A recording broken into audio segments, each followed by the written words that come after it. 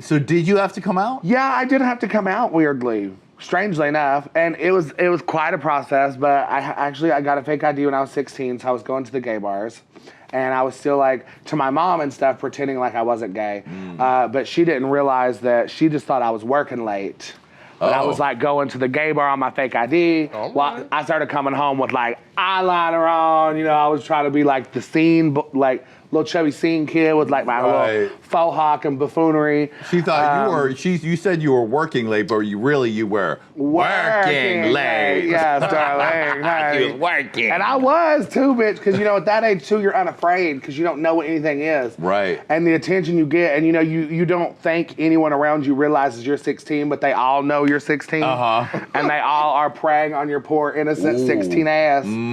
But I loved it. So I ain't got nothing bad to say about that. But so no, when I was a senior in high school, I did come out finally. And my mom was actually a little upset. She was more upset at that than I thought she would be because my family defended me for so long. You know, the thing is like, even though we're feminine and all that, like, we convince our families that we're not gay. Now, when did you start to dip a toe in drag? Because you're out of the house, you're doing your thing. When was that? Immediately. Girl, you couldn't stop me, bitch. Right. I mean, I was already at the gay bars. Hold on, let me get my little. Doop, doop, doop. Right. I was already at the gay bars early, right? So I was actually became friends with a drag queen really quick. And so I'm like 17 in the car. My dad got me, you know, for my 17th birthday, driving this bitch like a couple hours to a gig, you know, dressing this girl in drag. Like I was automatically attracted to it even before I turned 18. Right. But my first drag name was Eureka Refer. Eureka Refer? So, yeah, like Eureka Reefer. I thought I was real clever at the time. Now, was it during that period of early drag that you had, there was a period where maybe you had to come out twice as trans because you were living as a woman for a while, and that's something you've touched on before. Yeah. But I don't think we've ever really had a roadmap of where that fits into your development. Yeah. You know, I haven't touched on it, and I'll tell you why I didn't touch on it in season 9 or season 10, and it's because I decided to detransition at a point in my life. Yeah. And I don't feel like for the trans movement that is something that the world is ready to understand. Yeah. And I was worried that if I explained that part of my story, that it would hurt fellow trans brothers and sisters or non-binary people, because people are just now starting to understand transitioning. Right. And a lot of people think it's, a phase or a this or a that. And I would hate to be like literally a representation or an example of it being a phase or something that's not truly who you are. But my path led to me being non-binary, gender fluid. I found a more centered place for myself where I was more emotionally stable. Mama's still a woman, honey, right? When she needs to be. You know what I'm saying? Hello, clearly. You know what I mean? Clearly a lady. But you know, there are also masculine tendencies as far as like the roles that I play with my family, as far as what I felt like my mother and my nieces and nephews needed from me. And also I needed to find a personal identity away from drag. So for me, I transitioned when I was 19. Wow. Really early, I met this guy who was really into Eureka. We really connected. We started dating heavy, and I lived with a trans woman that was a drag queen too at this point in my life, who was the same drag queen that I had been helping since I was like 16. Right. So I was very close with her. I was drawn to her. I grew up with women. I always wanted to be a girl, so it just seemed to add up for me, you know? Plus, I had this guy that basically validated that I was a trans person because he was ready to be that person by my side, you know what I mean? Right, to show you the love that you were looking for. Yeah, exactly. You know, and everyone wanted a relationship. So I'm with this guy, you know, and I lived trans for about 4 years. I went to college on campus. That's no short amount of time. No. I mean, I was full hormone therapied out of my mind, bitch. Girl. She must have been emotional. She was batshit crazy. She was batshit crazy. Mama. Yeah. When I tell you, and because I wasn't even, realistically, I'll be honest, I was not doing it the legal way. You know, I was ordering all the back market shots and pills and taking birth control epidural, and I was doing all the ways that the girls have to do sometimes when you don't have insurance or resources that we're starting to develop now. I was taking any hormone shot I could get. I was taking any spirulactone, which is a testosterone blocker, estradiol, which is an estrogen supplement, and I was like fucking with the chemicals in my brain and my hormones, you know, so... now, baby, my skin was soft and I barely grew any hair anywhere, bitch. I bet. And I was cunt, honey, and I might have shrunk 2 inches in my height, I think. That might not be true, I don't know. But you couldn't tell me I didn't feel like I was 6'1". Right. You know what I mean? And my hair grew, you know, so, and I became a woman. Your body shape changes. You develop fat tissue where milk sacs would be in your breast. Right. You develop, your nipples start to enlarge. There's so many factors physically, mentally, that changes with hormone therapy. And I was doing it in such a quick, drastic phase. I was changing so quick. Wow. But my chemical balance was completely fucked. So I got really dark, you know, towards the end of my transition. I was still forcing myself to go to school and stuff, but it was every other week I'm on social media like, should I live or die? I don't understand. Wow. You know, at like 4 years in, I had broke up with the guy that, I had broken up with the guy I was dating because he couldn't come to terms with the fact that he liked trans women. His family was very religious. It got really abusive, the relationship did. That's when I started researching and learning about gender fluidity and non-binary. And so I became like one of the first, I feel like, openly non-binary people in my life. And you know, I detransitioned 6 months before I made it onto RuPaul's Drag Race. Wow. Yep. Wow. People don't know that part. Yeah. So I literally auditioned, like I had auditioned 4 times in a row. And when I made it on Drag Race, it was like, I think there was like 6 to 8 months right before I actually physically made it on Drag Race. But when I decided to audition, I deleted everything about my transition, everything about Drag Race period off of all of my social medias. And I just tried to like re-audition as a new person, you know? So I think that's another reason why they didn't really touch base on it. Because I came into Drag Race, them not really knowing that part of my story. You made it on Drag Race, and that must have been quite a change of world. You're going to school, you're in the South, and suddenly you're in Hollywood on the biggest show of them all. Girl, I did not know who the fuck I thought I was. I had never even flown on a plane before. Wow.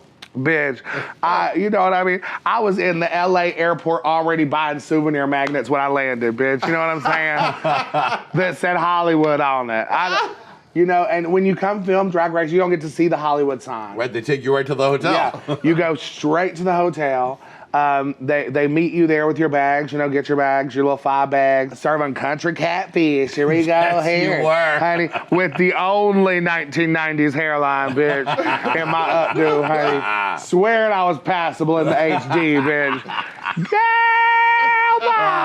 Girl, bye. When you got to the workroom, you did recognize, you knew Trinity the Tuck Taylor. I knew that cunt, bitch, yes. I knew her. What did you, your thoughts were, I gotta beat her? No, my thoughts were goddamn. That was my thoughts, bitch. My thought was like, goddamn, I know she's gonna give me too much. You know what I mean? I know she's gonna be too much. I know she's gonna, you know, she knows who I am already.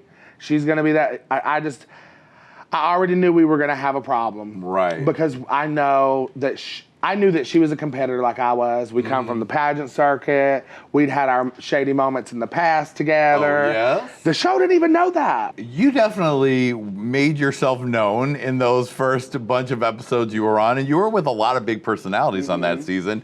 You actually witnessed the famous Aja versus Valentina, Linda Evangelista moment. What was that like backstage at that time? There was a lot going on. You know, a lot of us were a little bit like, you know, annoyed, not everyone, but a lot of us were annoyed with like the persona Valentina was coming off with. Like she wasn't really trying to make friends. She was, you know, but honestly, that's competition, you know?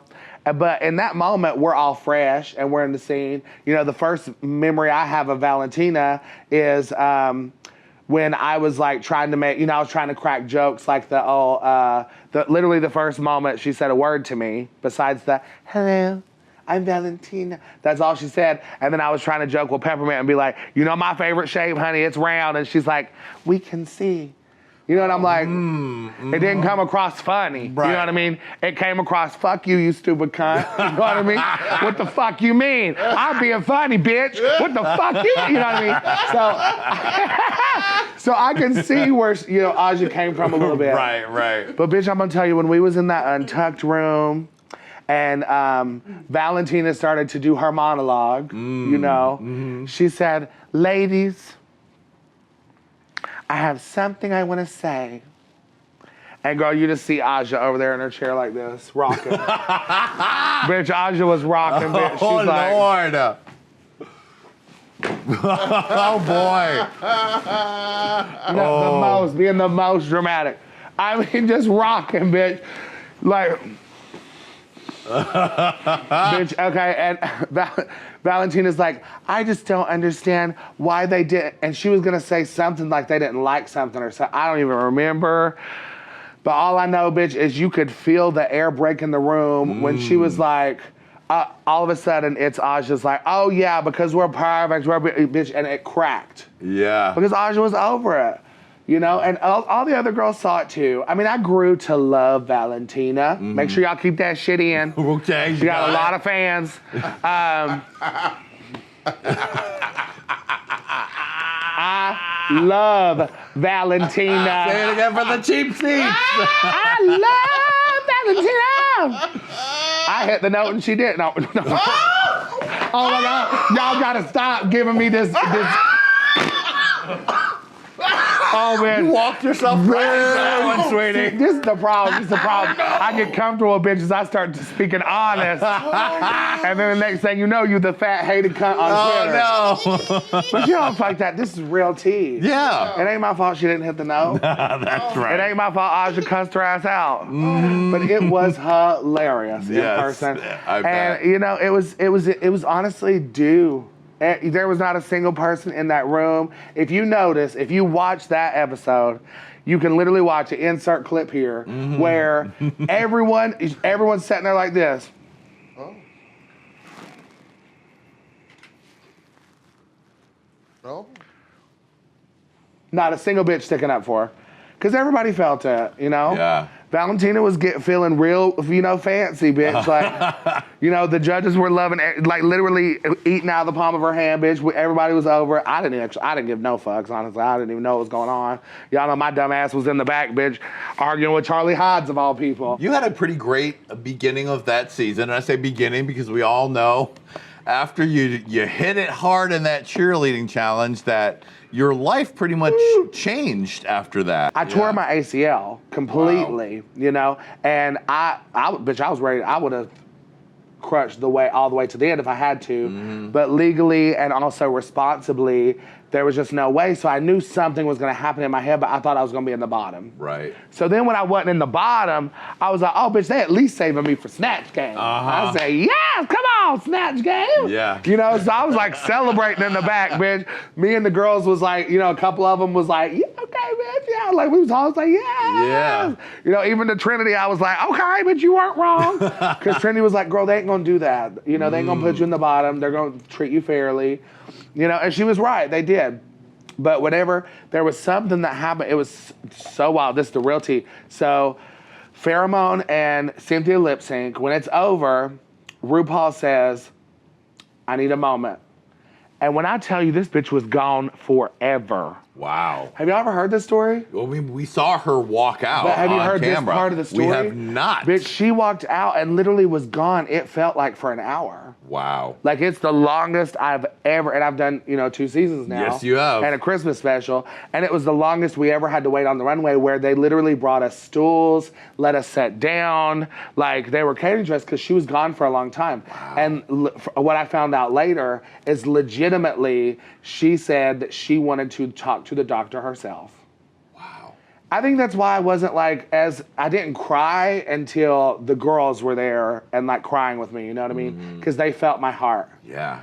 You know, because there's a difference the first time you ever go there and like the dream that it is that you've gotten to come true, you know, and then to have it taken away from you, it puts you in a lower place than you even realize when it's something that your body took away from you. Right. It's not something your talent did or lack of. It's not something your intelligence did or the lack of. It was something my physical body, and that was the first time I ever became depressed about who my physical body was. Wow. You know what I mean? Yeah. Like it was a dark 6 months of my life recovering. I bet. That was the hardest time in my life, I think, to this date. Well, I didn't know, and honestly, I'd never had an injury that severe. Yeah. And when I tell y'all I couldn't walk, and they told me that I may not ever dance again. When a doctor walks in a room and tells you, you may not ever dance again, you will always have pain from this knee, you may have a limp for the rest of your life. Like, these are the possibilities of the rest of your life. So you finally got the word that you're back for 11. For 10. For 10. I'm not Vanjie. You finally got Miss Vanjie. You finally got the word that you're back for 10. You must have been thrilled, overjoyed, scared. What was going through your head? Yeah, I mean, I found out when the other girls found out. Right. Because up till then, literally, the producers, the executive producers, all of them told me, well, we're not sure. Ru hasn't decided. You might have to wait and come back a later season. We really want to make sure that you've really healed. And so, I mean, I ended up not knowing until the rest of the girls knew, But when I did get that call, bitch, I was in work mode. I bet. What the fuck you mean, bitch? I'm about to be on my favorite TV show again. You know what I mean? Like, Drag Race is my favorite TV show in the whole world. It has been for 10 fucking years, Now 11. Shit, I've been watching that shit since the first season. Right. At 18. Hello, children. To see part 3 of this interview, click here. To see more Hey Qween fabulousness, click here. And don't forget to subscribe, bitch! Hey! Hey! Hey!